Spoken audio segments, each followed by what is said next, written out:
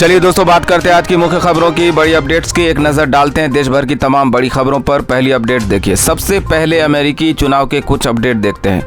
राष्ट्रपति पद की शपथ लेते ही डोनाल्ड ट्रंप भारत आएंगे और भारत दौरे के साथ ही वे कई नई कीर्तिमान भी बनाएंगे। अगले साल अगस्त 2025 में क्वाड शिखर सम्मेलन भी भारत में होने वाला है और इस सम्मेलन के लिए अमेरिकी राष्ट्रपति डोनाल्ड ट्रंप भी भारत आ सकते हैं। वैसे आपको पता चल ही गया होगा कि अमेरिका में चुनाव के नतीजे आ गए हैं। डोनाल्ड ट्रंप को बहुमत मिल गया और अब वे दोबारा अमेरिका के राष्ट्रपति बनेंगे। अमेरिका में कुल इलेक्टोरल वोट 538 हैं। बहुमत के लिए किसी पार्टी को 270 की जरूरत होती है। ऐसे में डोनाल्ड ट्रंप की रिपब्लिकन पार्टी को 277 से ज्यादा सीटें मिल गई हैं, यानी पूर्ण बहुमत के साथ उन्होंने अमेरिका में राष्ट्रपति की सरकार बना ली है और इसी के साथ डोनाल्ड ट्रंप अब अमेरिका के 47वें राष्ट्रपति चुन लिए गए हैं। डोनाल्ड ट्रंप की ऐतिहासिक जीत के बाद पीएम मोदी ने भी उन्हें बधाई दी। आपको बता दें कि डोनाल्ड ट्रंप की जीत से भारत को 5 बड़े फायदे हो सकते हैं और कुछ नुकसान भी होने की संभावना है।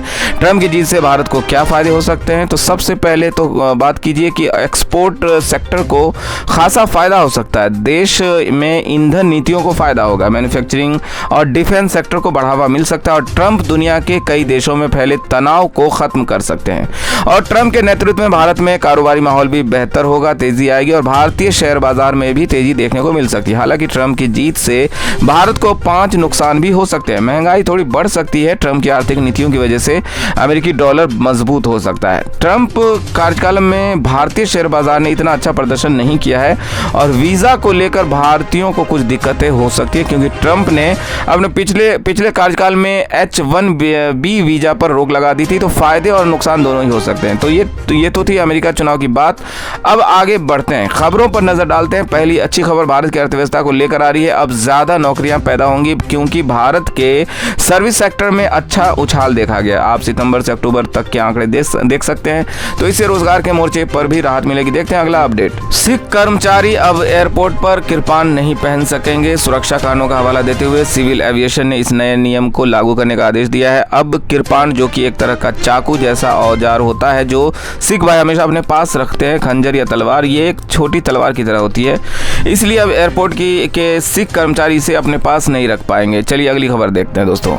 सुप्रीम कोर्ट ने उत्तर प्रदेश सरकार को बड़ा आदेश जारी किया है। सुप्रीम कोर्ट ने योगी आदित्यनाथ सरकार की 2019 की बुलडोजर कार्रवाई को मनमाना बताया और बुलडोजर कार्रवाई पर सुनवाई करते हुए सुप्रीम कोर्ट ने कहा कि रातों रात किसी का घर नहीं तोड़ा जा सकता। साथ ही यूपी की योगी सरकार को फटकार लगाई और एक पीड़ित के मामले में 25 लाख रुपए का मुआवजा देने का भी आदेश दिया। अगली खबर देखते हैं। किसानों का कर्ज माफ होगा, महिलाओं को हर महीने 1000 रुपए दिए जाएंगे। महाराष्ट्र में चुनाव से पहले MBA की ओर से 5 बड़ी गारंटी दी गई है।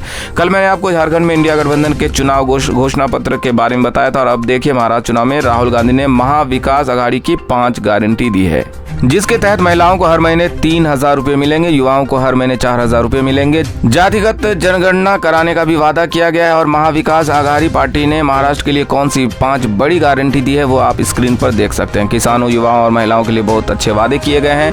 वहीं महाराष्ट्र के मुख्यमंत्री महायुति गठबंधन का घोषणा पत्र भी घोषित हो चुका है। महायुति का विजन महाराष्ट्र 2029। एकनाथ शिंदे ने 10 बड़ी गारंटी दी है। किसानों का कर्ज माफ होगा, 25 लाख नौकरियां पैदा की जाएंगी और छात्रों को हर महीने 10,000 रुपये देने का वादा किया गया। और ये 10 बड़े वादे आप महायुति के घोषणा पत्र में भी देख सकते हैं जो महाराष्ट्र इलेक्शन के दौरान किए गए हैं। चलिए अगला अपडेट देखते हैं। नॉन कमर्शियल CNG और पेट्रोल वाहनों की खरीद पर 20% तक की छूट दी जाएगी। डीजल वाहनों पर टैक्स बचेगा। दरअसल दिल्ली सरकार ने पुराने वाहनों को स्क्रैप करने पर नए वाहनों की खरीद पर मोटर वाहन टैक्स में ये छूट इसलिए घोषित की है क्योंकि अभी दिल्ली में प्रदूषण काफी फैल रहा है, तो इसीलिए दिल्ली सरकार भी ये ऑफर लेकर आई है। इस योजना के तहत गैर व्यावसायिक CNG और पेट्रोल वाहनों की खरीद पर सीधे 20% की छूट मिलेगी, जबकि डीजल वाहनों पर 15% की छूट दी जाएगी और कमर्शियल वाहनों के लिए पेट्रोल डीजल वाहनों पर इतनी ही छूट दी जाएगी। वहीं देखिए बड़ी खबर, अब जम्मू कश्मीर में नई सरकार बनने के बाद फिर से अनुच्छेद 370 को लागू करने का प्रस्ताव पारित किया गया है। तो इस प्रस्ताव पर बीजेपी विधायकों ने इसका विरोध किया है। विधानसभा में खूब हंगामा हुआ, दस्तावेजों की प्रतियां भी फाड़ी गईं। मुख्यमंत्री उमर अब्दुल्ला का पुतला भी जलाया गया। आप इनमें से कुछ तस्वीरें देख सकते हैं। यानी आपको पता ही होगा कि जम्मू कश्मीर को विशेष दर्जा देने वाले अनुच्छेद 370 को केंद्र सरकार ने हटा दिया था। जम्मू कश्मीर सरकार अब इसे वापस लाना चाहती है। केंद्र सरकार ने इसे 5 अगस्त 2019 को निरस्त कर दिया था। तो इस प्रस्ताव के खिलाफ जम्मू कश्मीर विधानसभा में खूब हंगामा हुआ। सदन में जय श्री राम, 5 अगस्त जिंदाबाद जैसे नारों से गूंज उठा। ये पूरा हंगामा अनुच्छेद 370 को लेकर हुआ। ये देखते हैं अगली बड़ी खबर। कनाडा में भी हिंदुओं ने रैली निकाली और खालिस्तान मुर्दाबाद के नारे लगाए। कनाडा के पूर्व पुलिस अधिकारी ने भी गंभीर आरोप लगाए। कनाडा में हिंदुओं के मंदिरों को तोड़ा जा रहा है। हिंदुओं ने इसके खिलाफ इकट्ठा होकर विरोध प्रदर्शन किया। चलिए देखते हैं अगली खबर। साथियों, केंद्र सरकार की कैबिनेट मीटिंग में कुछ बड़े फैसले लिए गए। एफसीआई को 10,700 करोड़ रुपए मिलेंगे और मेधावी छात्रों को पीएम विद्या लक्ष्मी योजना के तहत सस्ते लोन भी मिल सकेंगे। कैबिनेट मीटिंग के बाद केंद्रीय मंत्री अश्विनी वैष्णव ने प्रेस कॉन्फ्रेंस में ये बातें कही, फैसलों की जानकारी दी, जिसमें एक छात्रों के लिए बहुत अच्छी योजना है। केंद्र सरकार ने छात्रों के लिए बहुत अच्छी योजना शुरू की है। केंद्र सरकार उच्च शिक्षा के लिए लोन पर 75% क्रेडिट गारंटी देगी। पीएम विद्या लक्ष्मी योजना, जिसे कैबिनेट ने मंजूरी दे दी है, इसके तहत देश के 800 से ज्यादा संस्थानों के 22 लाख छात्र सीधे तौर पर लाभान्वित होंगे। इस योजना की मंजूरी के बाद मेधावी छात्र उच्च शिक्षा के लिए 10 लाख तक का लोन ले सकेंगे और ये लोन बिना किसी गारंटी के मिलेगा। और इस योजना के बारे में कुछ और जानकारी आप देख सकते हैं। सरकार 10 लाख तक के लोन पर ब्याज में 3% की छूट भी देगी। इसका फायदा किन छात्रों को होगा? जिन छात्रों के परिवार की सालाना आय 8 लाख तक है और जो किसी सरकारी छात्रवृत्ति योजना का लाभ नहीं पा रहे हैं, तो ऐसे छात्र इस प्रधानमंत्री विद्या लक्ष्मी योजना का लाभ पाएंगे। चलिए खबरों में आगे बढ़ते हैं और देखते हैं सुप्रीम कोर्ट का एक और बड़ा फैसला। एलएमवी लाइसेंस धारकों को नए अधिकार मिले हैं। अब वो 7500 किलोग्राम तक के ट्रांसपोर्ट वाहन चला सकते हैं। यहाँ एलएमवी का मतलब है दोस्तों लाइट मोटर व्हीकल, जिसका मतलब है छोटी कार, 5 सीटर कार आदि।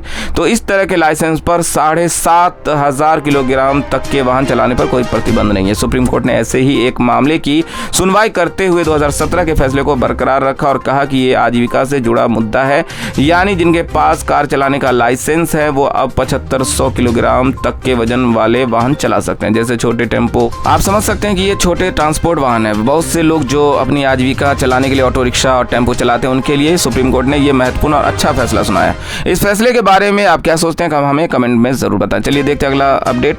दोस्तों, केंद्रीय परिवहन मंत्री नितिन गडकरी के यूट्यूब पर 10 लाख सब्सक्राइबर पूरे हो गए। सोशल मीडिया पर उन्होंने ये फोटो शेयर किया और आप देख सकते हैं। और वहीं खबर देखिए, आरएसएस प्रमुख मोहन भागवत ने कहा कि संतों की रक्षा के लिए हमें शस्त्रों की जरूरत है। चित्रकूट में उन्होंने कहा कि कुछ ताकतें भारत को दबाने की कोशिश कर रही है, लेकिन भारत को दबाने की ये कोशिश कभी सफल नहीं होगी। उन्होंने कहा कि देश में धर्म और अधर्म की लड़ाई चल रही है, सबको धारण करने वाले राम चाहिए, जो सबकी रक्षा करे। चलिए देखते हैं अगला अपडेट।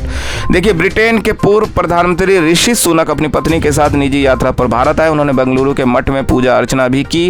खबर है दोस्तों, जो दुनिया में नहीं किया वो भारत करके दिखाएगा। भारतीय वैज्ञानिक लाइलाज बीमारियों का इलाज खोजेंगे। दरअसल केंद्र सरकार ने अब स्वास्थ्य क्षेत्र में भारतीय वैज्ञानिकों को एक नया काम सौंपा है। हमारे भारतीय वैज्ञानिक अब उन गंभीर बीमारियों के इलाज पर शोध करेंगे जिनका इलाज दुनिया भर के वैज्ञानिक नहीं खोज पाए। ये जिम्मेदारी नई दिल्ली स्थित इंडियन मेडिकल रिसर्च सेंटर को सौंपी गई है। और वैसे खबर ये भी है कि आज से दिल्ली में आतंकवाद विरोधी सम्मेलन का भी आयोजन किया जाएगा। इस उद्घाटन सत्र को गृह मंत्री अमित शाह को संबोधित करेंगे। अगली खबर है, देखिए, अमेरिकी कंपनी सीक सोयर भारत में हथियार बनाएगी। भारतीय सेना को 73,000 असॉल्ट राइफलें भी मिलेंगी। ये कंपनी भले बाहर की है, लेकिन हथियार मेड इन इंडिया ही बनेगी। खैर, अभी हम कुछ और महत्वपूर्ण और काम की खबरें देखेंगे दोस्तों, लेकिन अभी के लिए आज के ताज़ा मौसम समाचार जानने का समय आ गया है। तो ठंड को लेकर कुछ राज्यों में मौसम का हाल देखिए। विभाग का कहना है कि छत्तीसगढ़ में 10 नवंबर के बाद ठंड शुरू हो जाएगी। यूपी में भी इस महीने नवंबर में ठंड थोड़ी कम रहेगी। दिसंबर और जनवरी में ठंड बढ़ेगी। और अगले 24 घंटों के दौरान संभावित मौसमी गतिविधियां क्या हो सकती है। भारत के दक्षिणी राज्यों में कुछ ऐसे राज्य भी हैं जहां हल्की से मध्यम बारिश की संभावना है, जिसका विवरण आप देख सकते हैं। और अब आइए आज के सराफा बाजार पर नजर डालते हैं और देखें 14 दिनों में चांदी की कीमत में 6250 की गिरावट आई है। आज सोना 430 रुपये सस्ता हुआ। अब आपको 78,136 में 10 ग्राम सोना मिलेगा। वहीं चांदी की कीमत में भी 1360 की अच्छी खासी गिरावट आई है और अब चांदी की कीमत 92,901 प्रति किलो पर पहुंच गई है। खबर है कि भारत ब्रांड गेहूं के और आटे और चावल की खुदरा बिक्री का दूसरा चरण शुरू हो गया। हालांकि इस बार आपको थोड़ा महंगा राशन मिलेगा, क्योंकि दूसरे चरण में सरकार द्वारा गेहूं का आटा 30 रुपये प्रति किलो और चावल 34 रुपये प्रति किलो की दर से 5 और 10 किलो के पैकेट में बेचा जाएगा। इसलिए इस बार आटे और चावल आदि के दाम भी काफ़ी बढ़ोतरी की गई। जबकि पहले चरण में गेहूं के आटे के क्या दाम थे, आप कुछ रेट लिस्ट स्क्रीन पर देख सकते हैं। अगली अपडेट है दोस्तों, मध्य प्रदेश सहित 12 राज्यों में 15 बैंक बंद हो जाएंगे। दरअसल मामला यह है कि भारत सरकार के वित्त मंत्रालय ने एमपी सहित कई राज्यों में क्षेत्रीय ग्रामीण बैंकों का विलय करने की तैयारी कर ली है। एक राज्य एक ग्रामीण बैंक की नीति के तहत देश में ग्रामीण बैंकों की संख्या 43 से घटकर 28 हो जाएगी। यूपी समेत देश भर में 15 आरआरबी बंद हो जाएंगे। वहीं खबर देखिए, हरियाणा सरकार का बड़ा ऐलान, 2 लाख परिवार को जल्द मिलेंगे 100 गज के प्लॉट। ये बड़ा ऐलान हरियाणा के मुख्यमंत्री नायब सिंह सैनी ने किया है और हरियाणा में सरकारी कर्मचारियों के लिए भी अच्छी खबर आई है। अब उन्हें भी घर बनाने के लिए 25 लाख तक का एडवांस लोन मिल सकेगा। हरियाणा सरकार ने यह फैसला हरियाणा के सरकारी कर्मचारियों के लिए लिया। सरकारी कर्मचारी भी अपने बेटे बेटी की शादी के लिए 3 लाख तक का लोन ले सकेंगे। हरियाणा में महिलाओं को भी जल्द मिलेगा 2100 रुपया। मुख्यमंत्री ने कहा कि शपथ लेने के पहले उन्होंने चुनावी वादों को पूरा करना शुरू कर दिया। उन्होंने 2 लाख लोगों को प्लॉट देने का भी ऐलान किया है। और हरियाणा सरकार का एक और फैसला देखिए, 2050 करोड़ के कामों को मंजूरी दे दी गई है। मुख्यमंत्री की अगुवाई में हाई पावर परचेज कमेटी की बैठक भी हुई। ये नई पहल 11 नवंबर से 4 केंद्रों पर शुरू होगी। चलिए अगली खबर देखते हैं। रेलवे की ओर से एक नई पहल की गई है। चलिए अगला अपडेट देखते हैं दोस्तों। उत्तर प्रदेश महाकुंभ 2025 को लेकर कुछ नए नियम लागू किए गए। सोशल मीडिया पर कंटेंट क्रिएटर करने वाले को बड़ा झटका लगा है। महाकुंभ 2025 में भीड़ और यातायात नियंत्रण को ध्यान में रखते हुए प्रयागराज में रील बनाने, वीडियो शूट करने और सेल्फी लेने पर प्रतिबंध लगा दिया गया है। आइए देखते हैं अगली खबर। मुंबई के बाबा सिद्दीकी केस में क्राइम ब्रांच ने एक और आरोपी को पकड़ा। अब तक 16 लोगों की गिरफ्तारी हो चुकी है। आइए देखते हैं किसानों के लिए बड़ी खुशखबरी। धान कटाई के चेन हार्वेस्टर पर सरकार दे रही है 55% तक की सब्सिडी।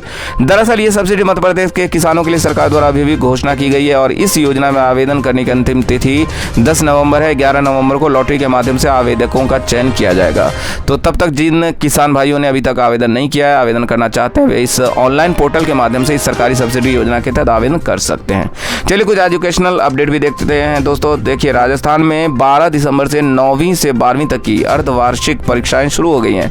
पूरे प्रदेश में एक ही पेपर होगा। बोर्ड परीक्षा की तरह इस बार ये नई पहल की गई है और खबर ये है कि दोस्तों यूपी में नर्सरी एडमिशन के लिए स्कूलों ने फॉर्म जारी कर दिए हैं। मिशनरी स्कूलों में 2025-26 के लिए रजिस्ट्रेशन शुरू हो गए हैं, तो आप अपने नए बच्चों का एडमिशन करा सकते हैं। खबर ये है कि उत्तराखंड पुलिस ने भर्ती जारी कर दी है। कांस्टेबल के 2000 पदों पर आवेदन मांगे गए। इच्छुक उम्मीदवार आवेदन कर सकते हैं। इस आधिकारिक पोर्टल के माध्यम से आवेदन प्रक्रिया 8 नवंबर से शुरू होगी, जो 29 नवंबर तक जारी रहेगी। और इसी के साथ ही अगर आपको वीडियो अच्छा लगा तो इसे लाइक करिए, शेयर भी कर दीजिए और अगले अपडेट में फिर मिलेंगे। तब तक के लिए जय हिंद, जय भारत।